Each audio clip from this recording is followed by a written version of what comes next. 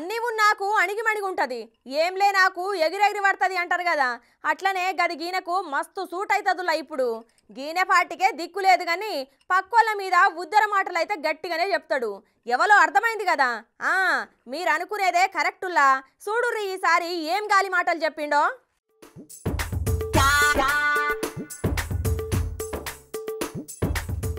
ఇక JD sir కొత్త party పెట్టుడుతోని పాల్ సార్ వచ్చిండు ఏదో మాట్లాడదామని.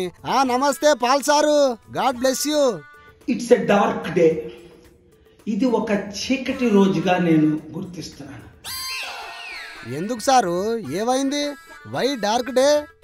JD Lakshminarayana retired IPS officer, నాకెంత క్లోజో మీ అందరికీ తెలుసు. ఏవో సారు, మాకు తెలియదు. అలాంటిది ఈరోజు జై భారత్ అనే పార్టీ పెట్టారు. పెడితే పెట్టిండు, ఇంట్లో నీకొచ్చిన తిప్పలేంది చెప్పు. ఒక పార్టీ పెడతారు అని ఎవరు ఊహించలేదు. ఎందుకంటే అనేక సార్లు ప్రజాశాంతి పార్టీలో చేరుతానని, అంతేకాకుండా పాలుగారు మీకు నేను విశాఖపట్నంలో ఎంపీగా మద్దతు ఇస్తాను, మీరొస్తేనే గద్దరన్న చెప్పినట్లు అభివృద్ధి జరుగుతుంది, అప్పులు తీరుతాయి, స్టీల్ ప్లాంట్ బాగుపడుతుంది అన్న మాటలన్నీ మీరు విన్నారు అన్ని ఛానల్లో. ఏమో మేమైతే తినలేదు సారు. ఏదో ఒకసారి వచ్చి నీతోని ప్రెస్ మీట్ పెట్టుడు చూసినాం గానీ నువ్వు ఇప్పుడు చెప్పిన ఈ మాటలు అస్సలు వినలేదు సారు. ఏంది, గద్దర్ గారు కూడా నీకు సపోర్ట్ గా మాట్లాడిండా? ఈనటోడు చెవిటోడు అయితే ఇంకెన్ని చెప్తాడో. చెప్పు చెప్పు. అలాంటిది 100 కోట్లకు 1000 కోట్లకు అమ్ముడుపోవడమా? 100 కోట్లకో 1000 కోట్లకో అమ్ముడు పోవుడు నువ్వు చూసినావా? ఏదో దగ్గరుండి నువ్వే డీల్ మాట్లాడినట్టు చెప్తున్నావు. నన్నైతే 1 మంత్ బ్యాక్ 1000 కోట్లు అడిగారు టీంతో వచ్చి, మా టీం ఉంటుండే. నీ ముఖము నీ వాలకం చూసి నీ కాడ ఎవరన్నా పైసలు అడుగుతారా సారు? ఆ నోట్లకెళ్ళి ఎప్పుడు అబద్ధాలేనా?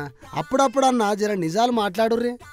కాపులారా, ముఖ్యంగా బీసీలారా, ఆయన బీసీ కాడు, పవన్ కళ్యాణ్ బీసీ కాడు.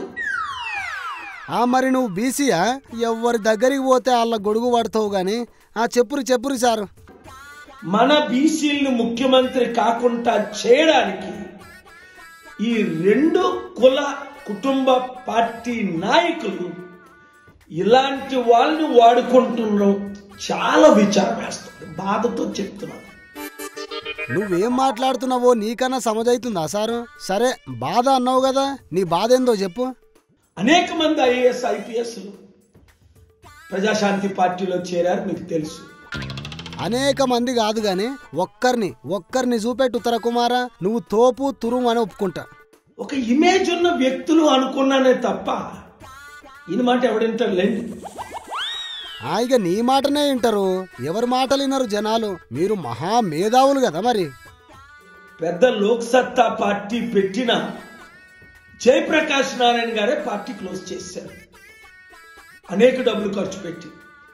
షర్మిలాయే పార్టీ క్లోజ్ చేసింది. ఈయన పార్టీలో ఎవరు చేరరు, ఎవరికి ఓట్ బ్యాంక్ ఉండదు. అందులో మరి నీ పార్టీ పేరు చెప్పుకోలేదేంది సారు?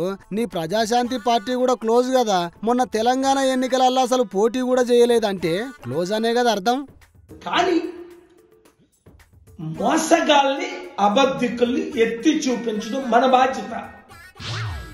ఊకోరి సారు, గిట్లా ఆవేశపడి ఆరోగ్యం పాడు చేసుకోకుర్రి. అసలే పానం బాలేదు మీకు.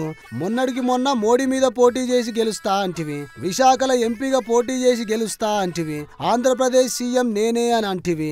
ఇవన్నీ మీరు సోయిలో ఉండే మాట్లాడుతున్నారా? మళ్ళా మోసము కుట్ర అని ఏవేవో నీతులు చెప్పబడితివి.